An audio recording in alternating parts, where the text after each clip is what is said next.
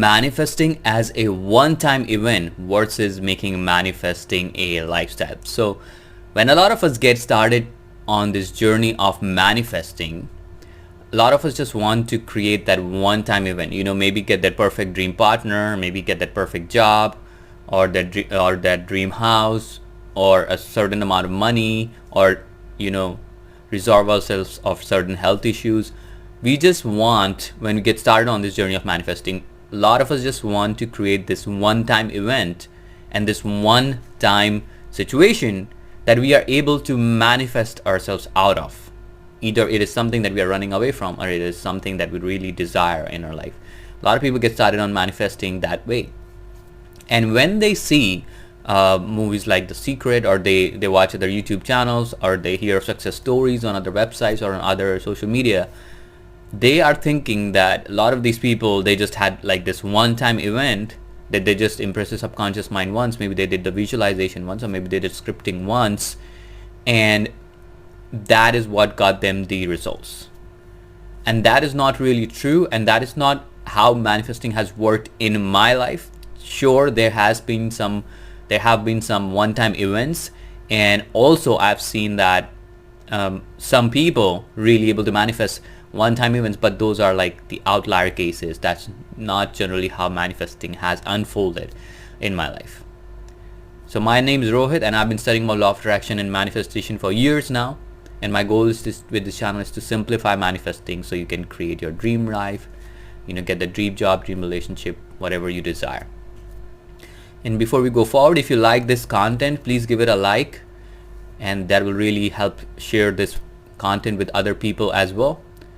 And if you found it valuable, please subscribe to this channel as well. And I would love to hear your thoughts. What are your thoughts on this topic as well?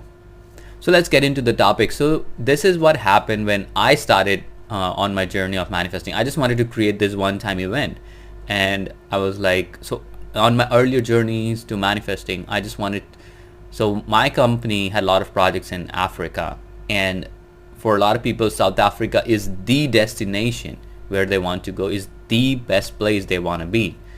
So I was like, okay, if I wanted to manifest being in South Africa, because I still wasn't thinking like in terms of impossibilities. I was still thinking in terms of what is possible for me, and what can be done and what cannot be done.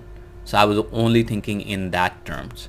I wasn't thinking in terms of, okay, I can even manifest going to Antarctica if I want, but I wasn't thinking in that terms. But it was like a one-time event for me, and I did that. I just, I've seen the movie The Secret. I've read a little bit about manifesting, and so I visualized myself being in South Africa. I did that for a couple of days, and then I just stopped. I didn't do it anymore.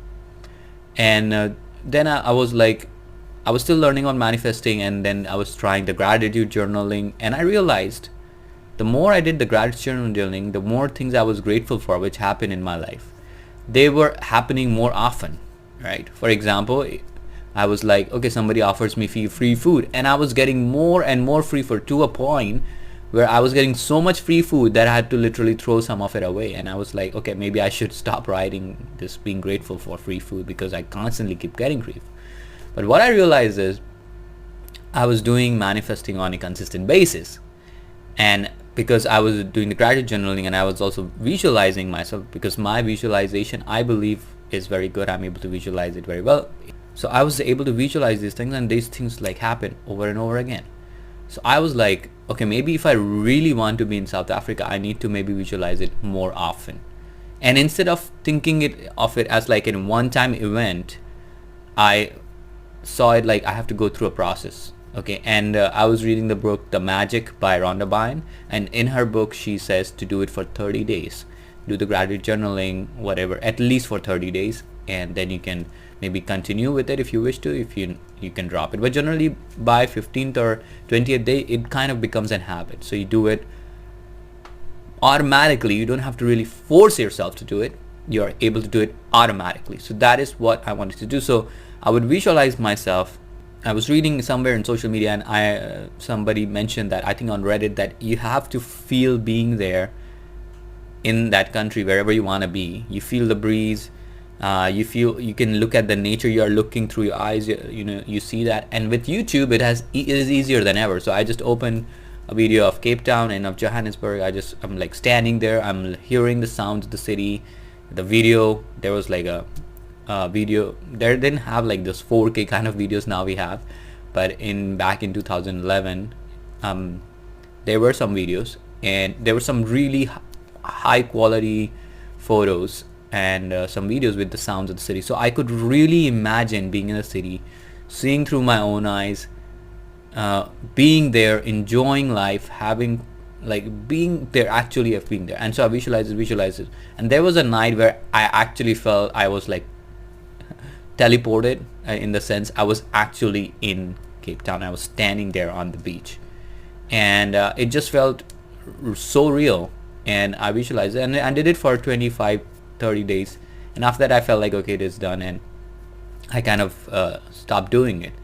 And then a bridge of incidents happened. I was asked to go to Swaziland, which is an inland country in South Africa. Before going to Swaziland, I was asked to go to South Africa, and most people said no to South Africa, to Swaziland, because they thought Swaziland is like a small country, what's there to see.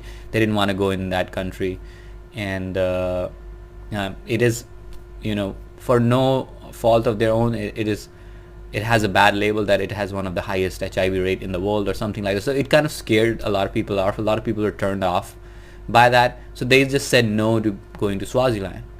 But what a lot of people didn't realize is that the head office was in Johannesburg. To go to Swaziland, you have to go to Johannesburg, maybe get some training and get all your documents there, and then you can go to Swaziland. And those countries are so close, like you can literally drive through Swaziland to South Africa, Swaziland. And most people didn't realize that. Most people didn't understand this concept. So this was like a very simple concept, a very straightforward concept. And I visualized. But what I did, realized this, is I made it a lifestyle. I did it on a consistent basis, and that is when I got results. Like the same thing with yoga. Okay, when I started with yoga, I just did it for like a week or two, and then I didn't do it. And then I was having like back pains. My wrist was hurting because I was using computer so much. And then I actually did go to a yoga teacher, and I said, I want to learn and I want to make it like a habit, so I do it regularly. He said, so you have to come to the class regularly. So I went to him. I think I did like 3 days a week, and on the days when he wasn't available, I joined the group coaching classes. So I was doing it 5 days a week, doing yoga, and I felt like better after doing it for a couple of weeks. I felt more energetic, more relaxed. I felt like I was more flexible. My back pain disappeared. All these things happened. So I made it a lifestyle. Then after doing it for 30 days, it became a lifestyle. So now I do yoga 5 days a week. It is not a one-time event. It's not like, okay, I want my back pain to go away, so I'm just gonna go to do yoga 1 day a week, and that is going to happen. But if you do it 1 day a week, every single week, yes, it is still a part of your lifestyle. But what I did is, now I do yoga 5 days a week. I don't do it 7 days or 5 days a week. And even on those days when I'm not doing it, I do a little bit of stretching, maybe just stretch arms, stretch my back a little bit. I do that. But it has become a part of my lifestyle. It is not a one-time event. So when we get started on this journey of manifesting, we are always impressing our subconscious mind. So we are constantly manifesting, even if you're not aware of it. A lot of things are still getting manifested in your 3D world. So what you really have to understand, what you really need to get inside your mind, is this concept, this idea that let's make manifesting a lifestyle, not a one-time event. Not just one thing I want to manifest and then I want to get rid of it. A lot of people just want to manifest a perfect partner, and then they're like, they wash their hands and they say, I don't have to do anything with manifesting. But you're constantly manifesting. So why not make it a part of your lifestyle, so you're able to manifest in a really great way, and you're able to create that dream reality, and you are also able to manifest small things, right? Even there is pleasure in manifesting small things.